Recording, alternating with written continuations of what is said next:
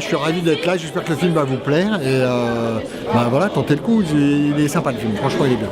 Il est bien. Merci. Moi j'hésite entre ma glace à la vanille et Bristol TV. Et je préfère Bristol TV.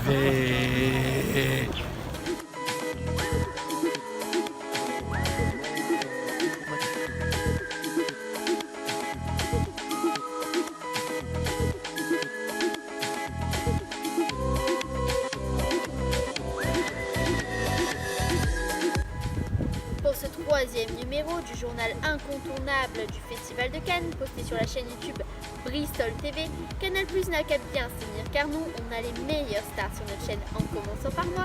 Et puis, on a la remise des prix de la critique AEFE et surtout le concert de M. Et ouais, Canal, vous en dites quoi de ça ?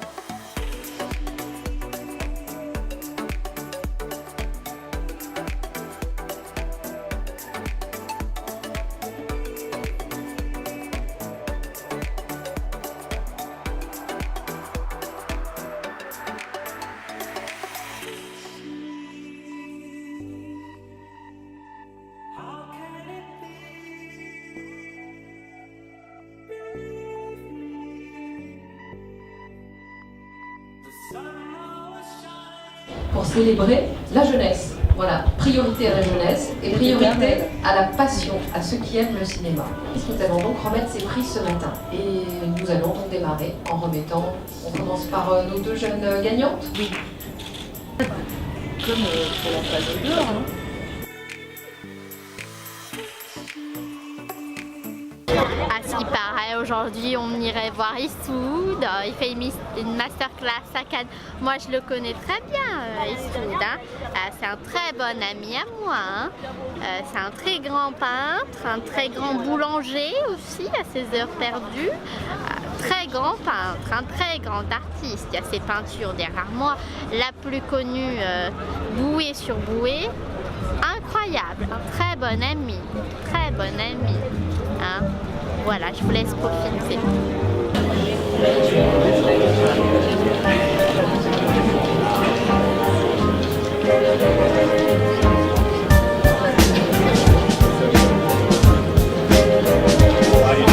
I didn't even know they were there.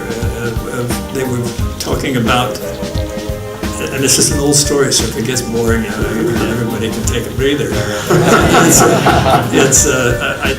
Nous sommes au Théâtre Croisette pour aller voir Jeannette, un film qui relate la jeunesse de Jeanne d'Arc. C'est un film réalisé par Dumont. Tout de suite les réactions à ce film, mais ne quittez pas parce que nous enchaînons avec les réactions au film que nous avons vues ces 2 derniers jours.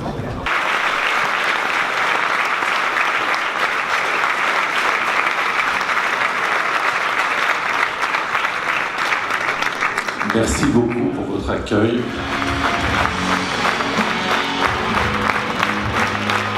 Personnellement, c'est mon premier vrai coup de cœur depuis le début du festival, parce qu'enfin j'ai vu un film qui ne ressemble à rien, mais dans le bon sens du terme. Enfin une surprise, enfin une prise de risque, enfin quelque chose qui vraiment sort des sentiers battus. Même si on est tout le temps dans les sentiers et dans les rivières pendant le film, mais c'est vraiment extrêmement culotté. Ce que j'ai beaucoup apprécié, c'est justement qu'ils prennent le texte de Peggy en rappelant derrière la présentation qu'il était athée, donc de reprendre le mythe de Jeanne d'Arc qui est tellement couru, qui a tellement été servi à toutes les sauces, et d'en refaire quelque chose de complètement neuf, où on rit d'une manière incroyable, tout en étant quand même touché avec quand même une chorégraphie, une musique ultra contemporaine, dans un décor 100% naturel. Je veux dire, c'est complètement fou. Je veux dire, on a l'impression de se dire pendant tout le film, mais c'est pas possible, qu'est-ce qu'ils ont fumé, qu'est-ce qu'ils ont mangé pour faire ça, pour oser faire ça, et en même temps on sort avec un sourire jusqu'aux oreilles parce qu'on a vu quelque chose de vraiment incroyable. C'est vraiment magnifique. C'est un film de Bruno Dumont dont je connais toute la cinématographie et qui là décoiffe encore plus les précédents sur les codes musiqués et également sur la nouvelle d'introduire de la musique rap et de la musique et du slam dans cette époque. C'est d'une actualité troublante, notamment sur tout ce qui se passe en ce moment par rapport à notre monde moderne. Ça m'a beaucoup plu. Italien qui passe pour la quinzaine des réalisateurs. C'est un film qui raconte l'histoire d'une famille gitane qui habite en Italie, donc dans un coin un peu mal famé. C'est une famille très pauvre et qui pour survivre vole. C'est un film que j'ai vraiment aimé. Je pense que le réalisateur a passé beaucoup de temps avec cette famille pour arriver à ses fins et à réaliser ce film, parce que on voit dans toutes les scènes une certaine spontanéité, et il faut savoir quand même c'est l'histoire vraie de cette famille-là, donc à la base ils sont pas du tout acteurs. Donc le fait qu'ils jouent tous aussi bien et qu'ils passent tous aussi bien à l'écran, c'est un peu incroyable. Honnêtement, je sais pas trop comment il a fait. Et je pense que c'est vraiment un film à aller voir, et puis il y a des super beaux plans, l'étalonnage est super bien fait. Franchement, j'ai pas sur le plan technique, il n'y a pas vraiment de quoi critiquer. Il y a peut-être le fait qu'on ne connaisse pas vraiment, j'aurais peut-être aimé connaître un peu plus le reste de la famille, parce qu'il y a des gens qu'on cite et du coup on ne comprend pas tout de suite les liens avec le personnage principal, et il faut être attentif pour comprendre. Mais sinon, non, franchement, c'était un bon film. Salut tout le monde, aujourd'hui pour ce 3e presque festival, je vais me lancer un défi, faire le plus de photobombes possible. Alors qu'est-ce qu'un photobombe? Eh bien un photobombe, c'est lorsque l'on s'incruste de manière totalement bâtard derrière une photo. Et c'est ce qu'on va faire, que ce soit photo, vidéo, on va essayer de faire le plus de photobombes possible, parce que c'est aussi ça Cannes.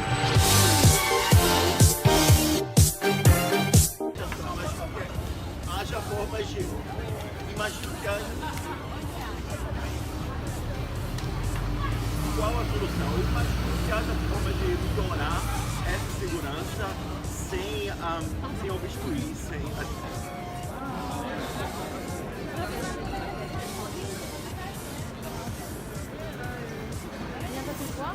Moi je suis content de regarder les gens.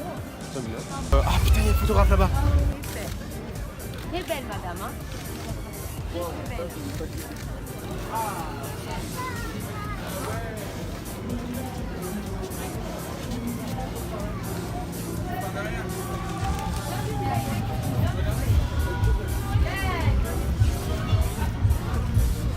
Et voilà, c'est fini pour ce petit instant photobombe. Alors voilà, bon, j'en ai pas fait beaucoup, mais la prochaine fois je ferai mieux, hein, je vous le promets. Mais en attendant, avant de vous quitter, je vous laisse sur un petit bonus. La dernière fois, lorsque je tournais le 2e numéro du Presque Festival, je suis tombé sur une personne qui m'a posé cette question. Bon, alors vous commencez à me connaître, hein, je ne pouvais pas passer à côté de ça. Alors il fallait que je saute sur l'occasion, et voici ce que je lui ai répondu. Je crois qu'on est sur l'un des plus grands mensonges de l'année, l'un des plus grands mythomanes de l'année aussi. Bonjour. Yann Barthès par hasard. Yann Barthès, non, je ne l'ai pas vu. Et alors, aujourd'hui, je ne l'ai pas vu. En revanche, hier, il était autour du palais.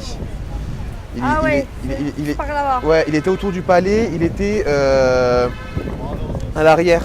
Ouais, vers quelle heure Attends, hier, j'y étais, il devait être peut-être 17h. 17h, ils étaient en train de tourner un petit sujet. Ouais, ok, ça roule. Voilà. Merci. Je te donne ma carte. Il m'en reste une. Ouais, il m'en reste une. J'allais en chercher dans la voiture. Je suis critique de film.